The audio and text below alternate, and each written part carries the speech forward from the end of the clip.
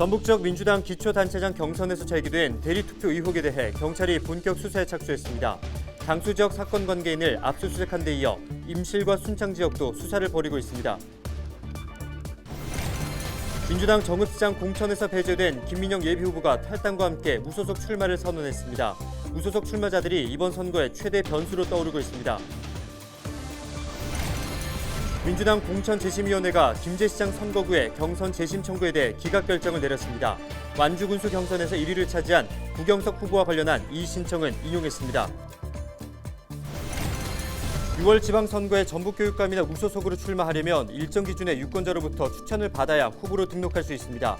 선관위는 7일부터 13일까지 선거권자의 추천장을 겸유하고 교부하기로 했습니다.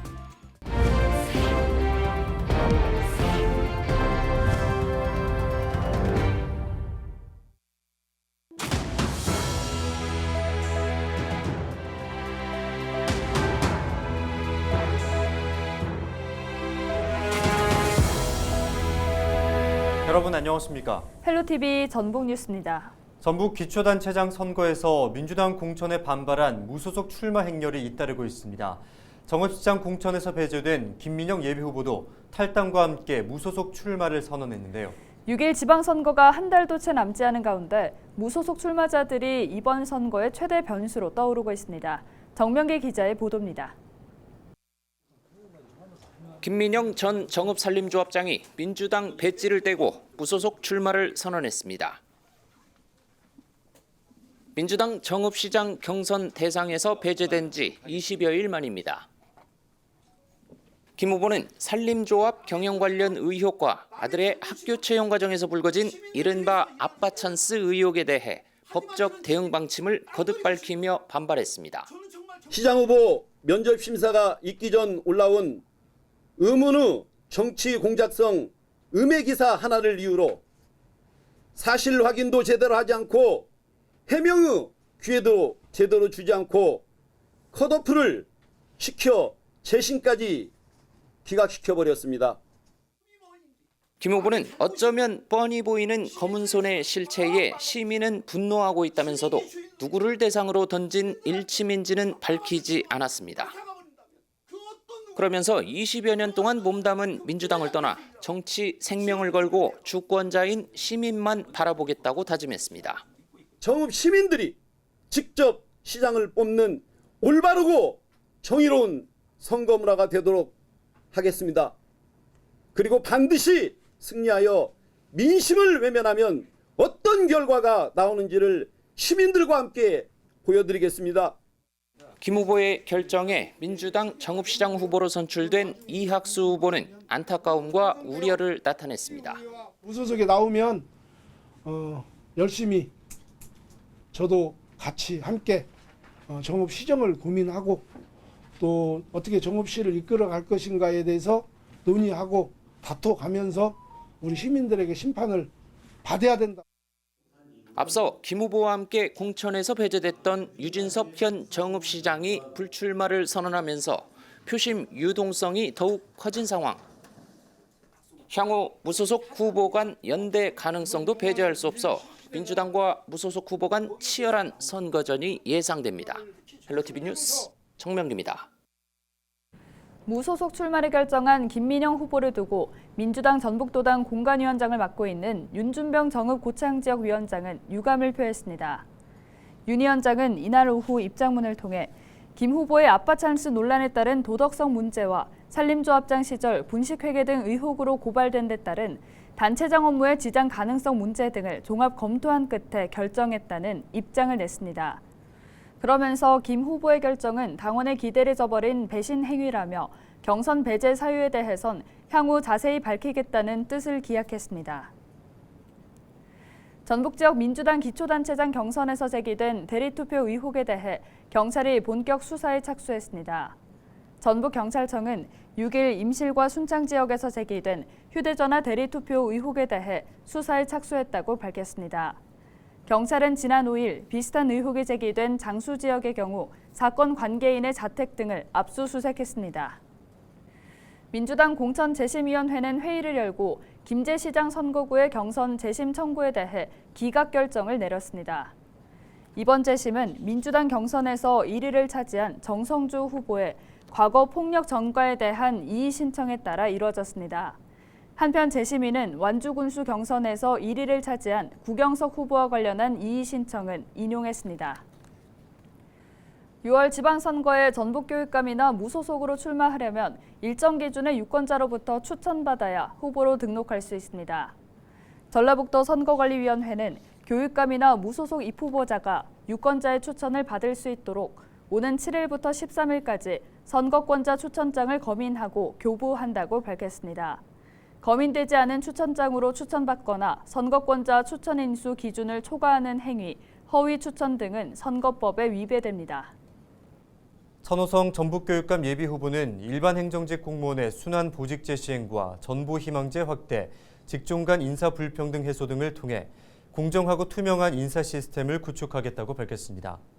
구체적으로는 4급과 5급 공무원 선발 시 공적 책무성을 강화하고 보직관리 규정 개정과 지방공무원 순환 보직제 시행, 전보 희망제 확대로 학교 선택 전보제를 시행하겠다고 밝혔습니다.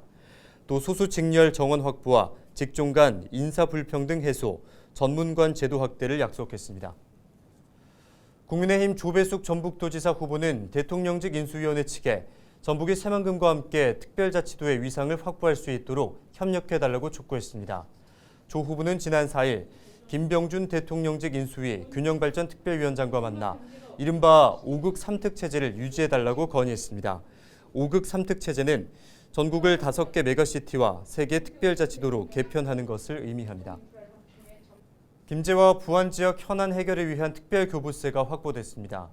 김제와 부안을 지역구로 둔 이원택 국회의원에 따르면 두 지역에서 확보한 행정안전부 특별교부세는 23억 원에 이릅니다. 김제시는 자원봉사센터 건립과 순동산업단지 열선 시스템 설치 등에 12억 원, 부안구는 돌파거리 공영주차장 건립과 청우 생활문화센터 조성 등에 11억 원을 지원받게 됐습니다.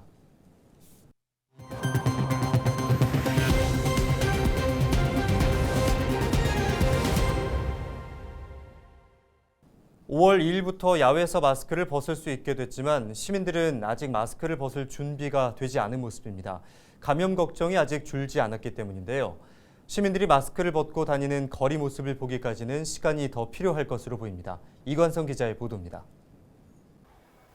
야외 마스크 착용 의무가 사라진 첫날 시민들은 마스크를 쉽게 벗지 않았습니다. 신규 확진자 수가 아직도 하루 수만 명인데다 주위의 감염 걱정이 줄지 않았기 때문입니다. 시행되는 거는 알고 있었는데 다른 분들도 다 마스크 착용하고 계시고 저도 조금 마스크 쓰는 게 조금 더 감염 돌파 같은 경우에도 좀 안정적이지 않나 싶어서. 실내와 실외를 드나들 때 결국 써야 하는 불편함도 적지 않습니다. 이렇게 실내 같은 데 지나가고 나와야 되고 그러니까 또 썼다 벗었다 해야 되잖아요. 예? 그리고 또 귀찮은 게 있고. 사람들이 많지 않은 공원과 산책로에서는 서로 거리를 확인하고 마스크를 벗는 모습이 나타났습니다.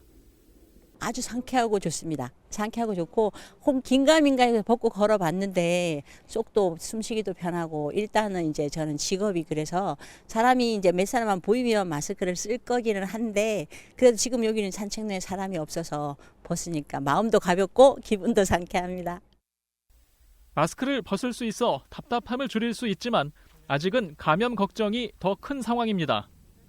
아직까지 저희가 확진이 안 돼가지고 혹시 또 야외에서 벗고 다니다가 또 마지막에 또 확진이 될까 싶어서 걱정이 되어서 아직 마스크를 벗지 못하고 있습니다. 마스크를 벗어도 된다는 사실을 알고 있지만 아직은 어색한 모습인지 마스크를 착용하는 시민들이 많았습니다. 다중이용시설 중 실내와 실외의 구분이 애매한 곳에서는 마스크 착용 안내 표시가 당분간 필요할 것으로 보입니다. 혼란을 좀 줄이기 위해서 마스크 착용이 반드시 필요한 부분에서는 다시 한번 마스크 착용 안내에 대한 표지나 표식이 좀 추가로 필요할 것 같고요. 방역당국은 스포츠 경기장과 놀이공원, 워터파크와 체육시설 같은 다중이용시설을 이용하거나 50인 이상이 모이는 행사에 참석할 때 야외라도 마스크 착용이 필요하다고 밝혔습니다. 다른 일행과 최소 1m 거리를 15분 이상 유지할 수 없다면 마스크를 쓰도록 권고하고 있습니다. 방역 당국이 야외 마스크 착용 의무를 해제했지만 시민들은 감염 우려가 크게 줄어야 마스크를 벗을 것처럼 보입니다. 헬로티비 뉴스 이관서입니다.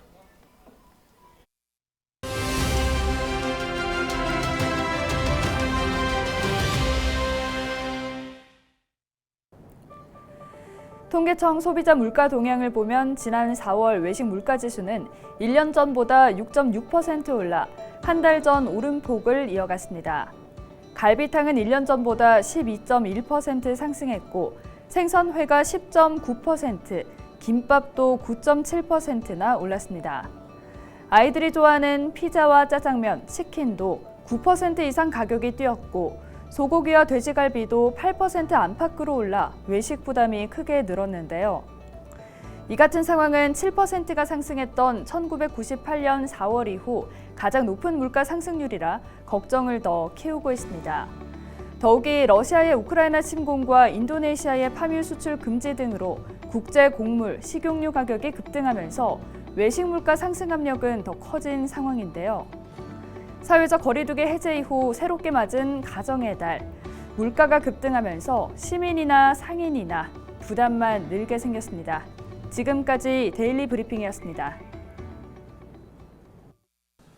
LG 헬로비전 전북방송에서 우리 동네 희망 공약을 받습니다. 지방선거 후보자들에게 전달하고 싶은 공약이 있다면 헬로전북 페이스북 페이지나 인스타그램 게시글에 댓글을 달아주시기 바랍니다. 여러분의 의견을 소중히 모아 전달하고 추첨을 통해 상품도 드리니까요. 여러분의 많은 참여 부탁드립니다.